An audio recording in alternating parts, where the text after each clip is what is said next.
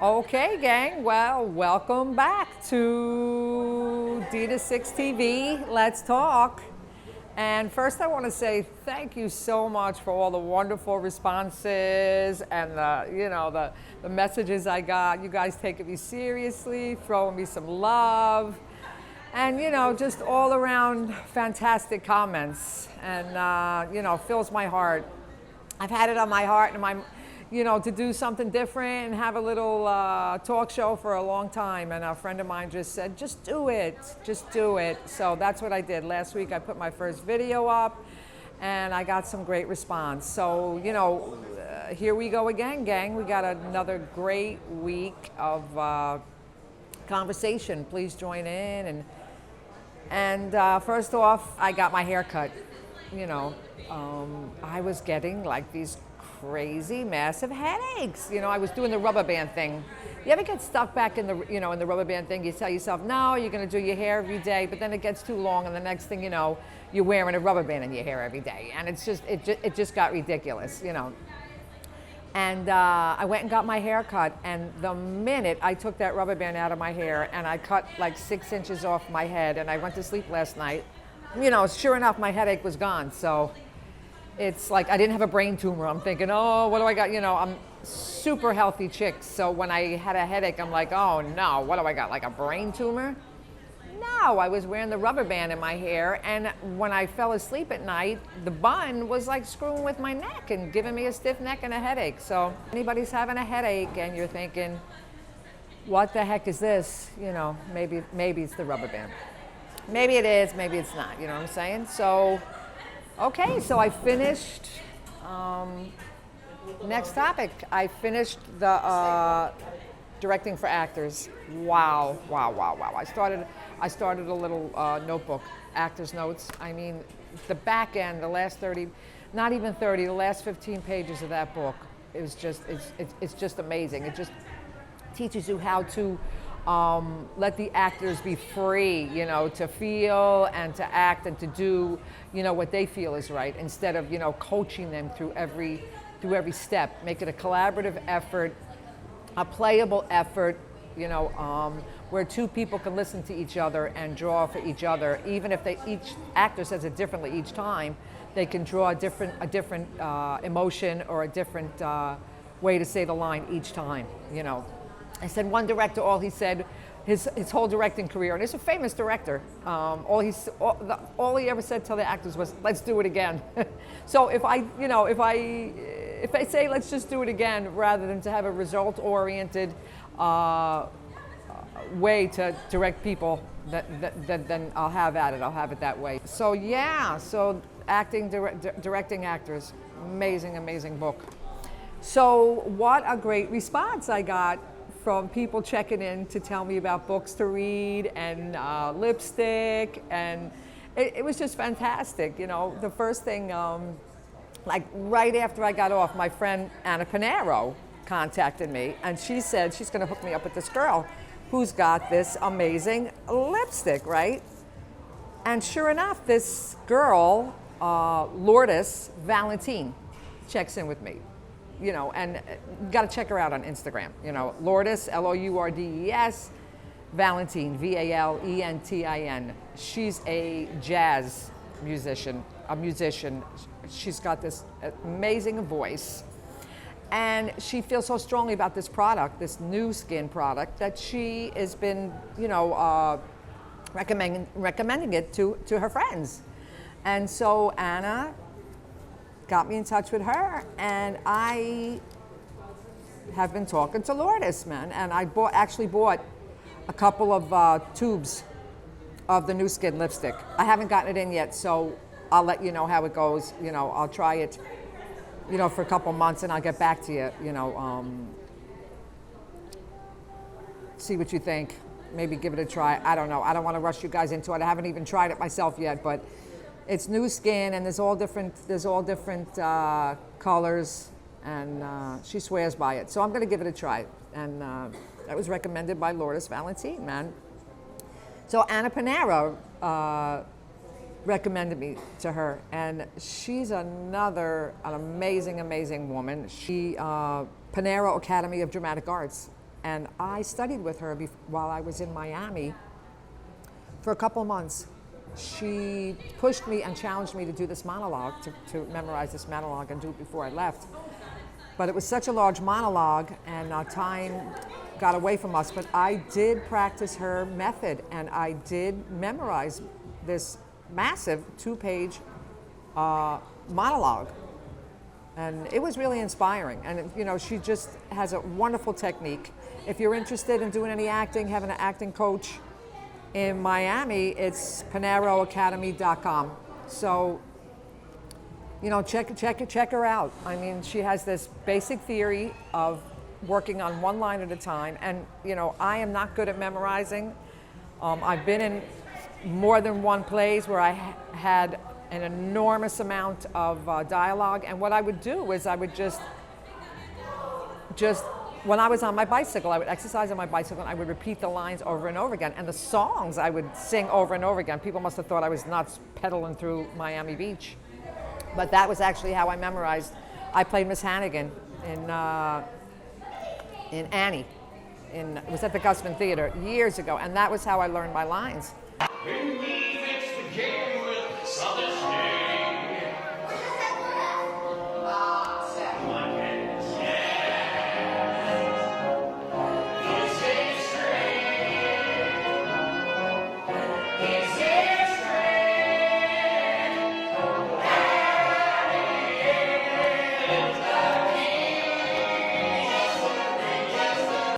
The songs were much easier. For some reason, I can hear a song, and I remember like that.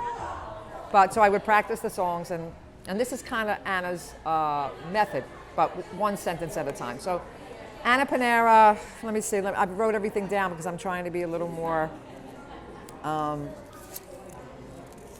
you know, whatever. Don't mind me, all the ums. I'm also trying to get rid of the ums because I find myself saying and I don't want to come off,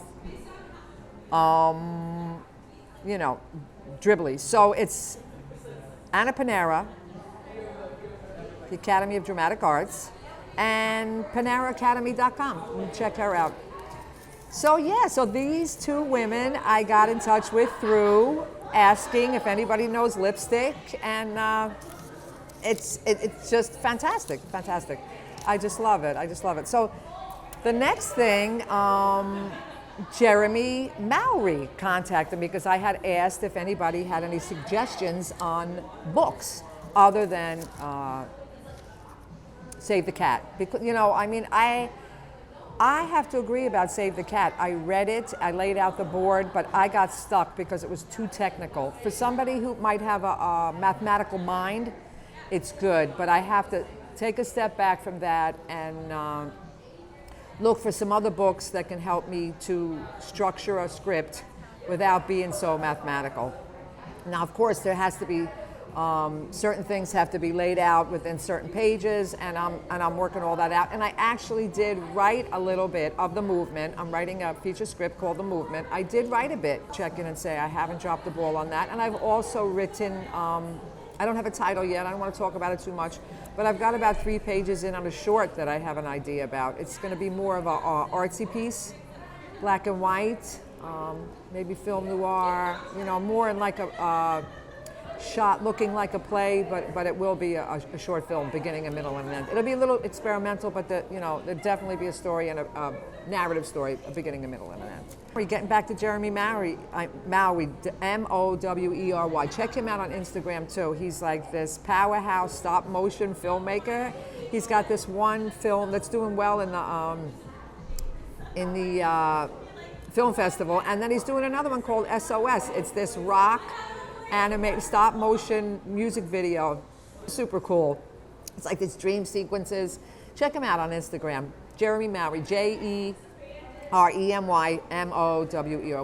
His stop motion video is called SOS. But anyway, the reason why I brought him up is he recommended the Screenwriter's Bible, and he actually sent me the PDF. Jeremy, you rock. I love it. I've gotten it's cut in 6 separate books. So I'm reading the first book. I'm about 40 pages in, and already it's got, you know, some some fantastic information. It's called the Screenwriter's Bible.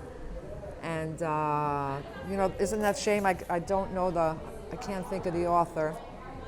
I have it here on my computer. But, yeah, Screenwriter's Bible. Let's see here. Let me see if I can find the title of the title of the book, the author of the book. No, because I can't get my computer to find the page. I'm telling you. Oh, here we go. It's by David Trotter. It's the 4th edition.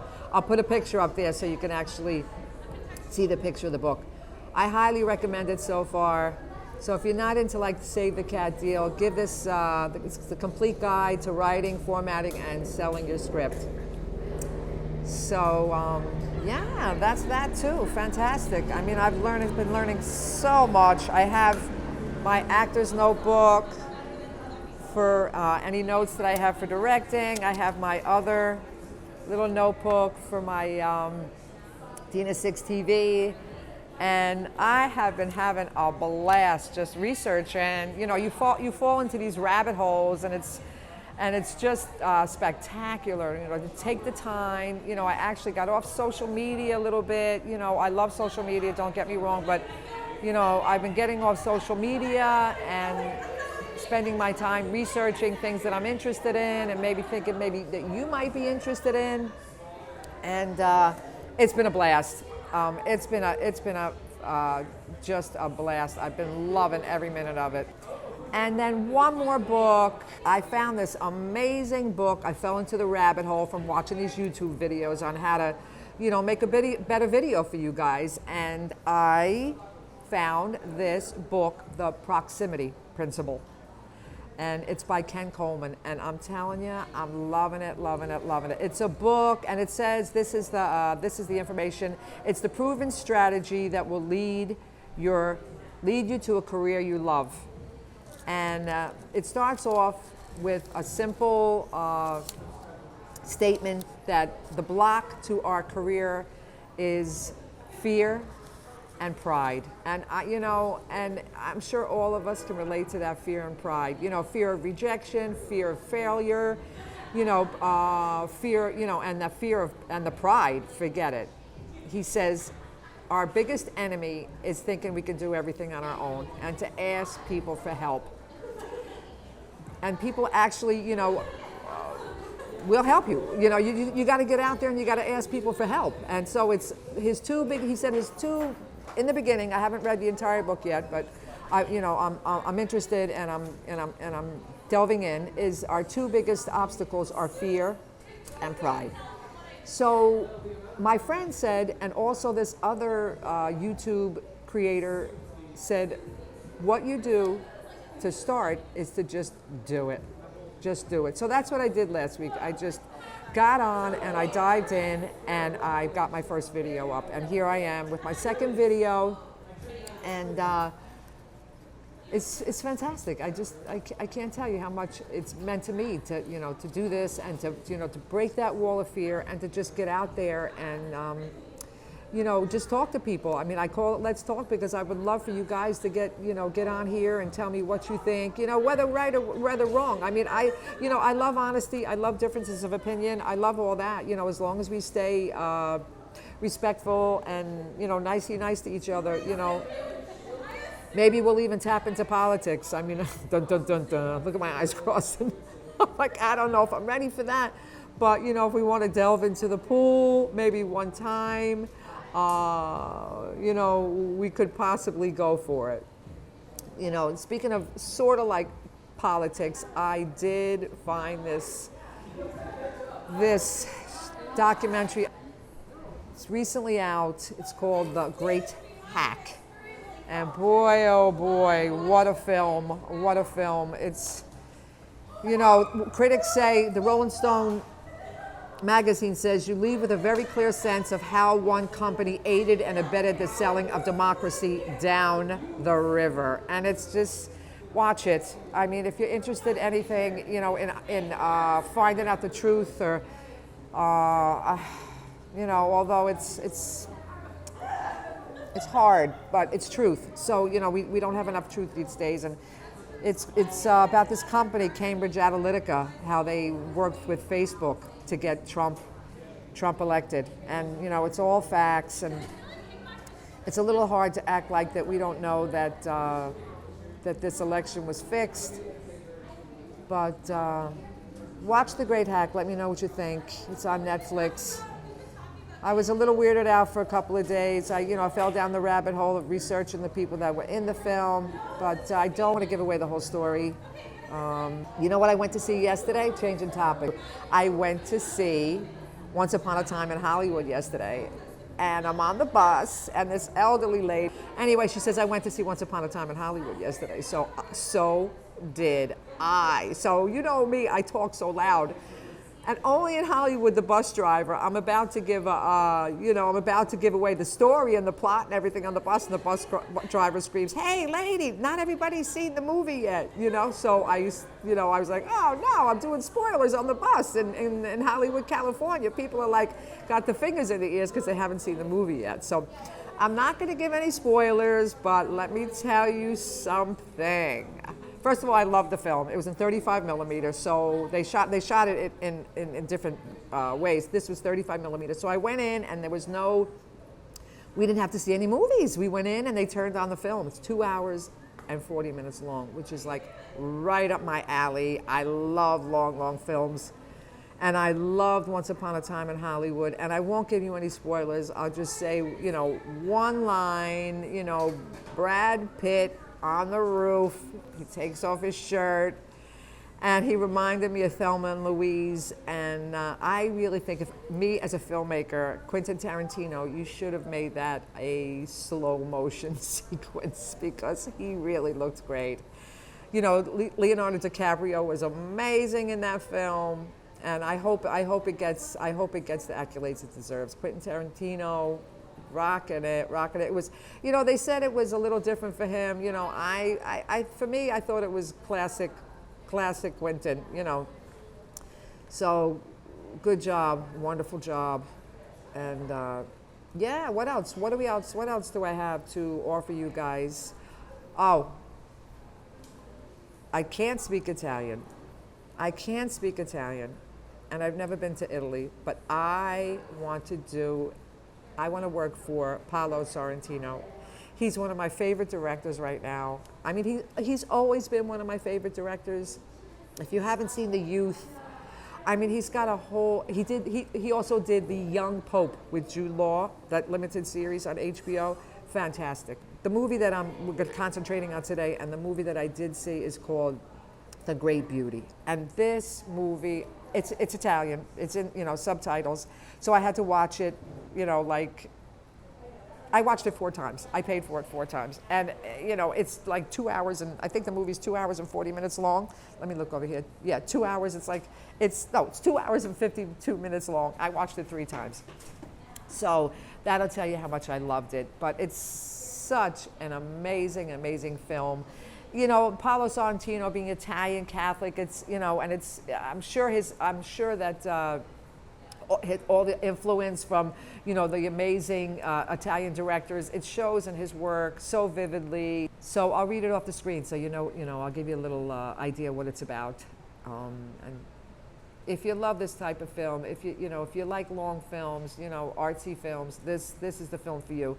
It says here, an aging writer who spent many years seducing his way through the lavish nightlife of Rome for decades. But after his 65th birthday, he starts to look past the nightclubs and parties to find a landscape of exquisite beauty. And this movie is a landscape of exquisite beauty. Somebody has a connection to get me in on an internship in Italy for a girl who doesn't speak a word of Italian with Paolo Sorrentino.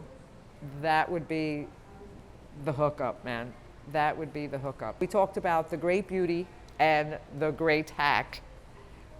Both of them just amazing. And Once Upon a Time in Hollywood. Now, as I said, Leonardo DiCaprio is amazing. He's real accessible, Leonardo DiCaprio. I've seen him numerous times around Hollywood for my little cater waiter gig. But Tina, you know, they have the best jobs. We work at LACMA, and he was promoting his Ice of Fire that was on Netflix. So I met him. You know, he's cutesy cute, and he's a gorgeous cutesy cute. Haha, sorry. He's gorgeous, but that Brad Pitt, holy tamales. All right, gang. Well, let me see what else. What else did I do this week? Oh, boy, did I screw up. Talk about like a royal screw up. I was supposed, you know, I'm working. I pop on my little thing, and I'm supposed to be in work at 9 o'clock. Wow, first time I've ever done that in my life. I mean, you know, and this book, the proximity principle says that you're going to screw up if you're not interested. You know, and these are things that you will, you know, you set yourself up for failure because you're so bored and this job is so boring. But I swear to God, I didn't do it on purpose. I've never been late before, so here we go. You know, I call my boss, I'm panicking, I'm freaking out, you know, and of course it's Saturday, so it's an emergency hotline number, you know, so she calls and she wants me to go down there anyway. So I hop in an Uber, and I managed to see the manager in the, you know, the loading dock, and he's like, look, we got everybody, you know. So I spent the $10, I did the Uber, called my boss, and she was like, thank you for going down there. And, you know, the old Dina would have been freaking out all day, but I was like, wow, thank you for being so kind. If anybody needs a quick job, culinary staffing. I came to LA 2 days later. I went to a meeting, and the guy said, you need a job? I said, I do. And I've been working for them on and off for a year, culinary staffing. So, long story short, the bus is right by the Hammer Museum, free, and I wanted to go for a while to the cemetery where Marilyn Monroe and all these celebrities are. It's pretty, and it's like right in the middle of the city. You know, it's a small cemetery that's been around for a long time. So, but the Hammer wasn't open till 11, so I popped into the cemetery. I have some video. I'll show you Marilyn Monroe's spot and Hugh Hefner. This I'll add it to the clip later on. I'll show you the video, and then I went to the Hammer. So, the Hammer is on fire right now. It's a free museum. I highly recommend you go. You see, I go like this. I put a light on my face this time, so I'm trying to be the filmmaker that I'm supposed to be. It's a little light. You know, I'll take it down. You know, it's super small. You know, it's not going to do much if you're in a crowded place, but it's perfect for this. You know, it's a little cube. It's called the cube. It has some filters you can pop on. So, if anybody's interested in that, this is, you know, this came separate. This was mine. I had this already. It came with something else. So, did I get it good again? Do I have some beautiful light on my face? Look at what a difference. Yep. I got the half and half with the light off, and then just a little fill light. Just a little fill light. All right, so I'm getting all scattered. There's my neighbors back there. I'm at my pool, so if it's it's a little loud. I even mic'd myself to have some sound, and you just have to put it on the iPhone, and it records from the iPhone. So we'll see how the sound goes. A little better than last time. Last time I was at the pool, I think I got stoned. I shot outside, people having a barbecue, and there was like 6 joints lit up. And by the time I got back into my house, I was giggling and loopy. So I said, let me stand off a little bit back. So so let me get back to topic. And I went to the Hammer. Let me put it on this side so it doesn't screw with the light. And it was this video. There's so much video in there now. I just love it. I'm trying to expand my video. You know, I want to do a little experimental video and some, little documentary. I did a documentary on Kristen Glover a couple months ago. It takes time. You have to hone your craft. But that's Andrea Fraser. She's a pisser. I mean, she says she was a man, but she was a woman.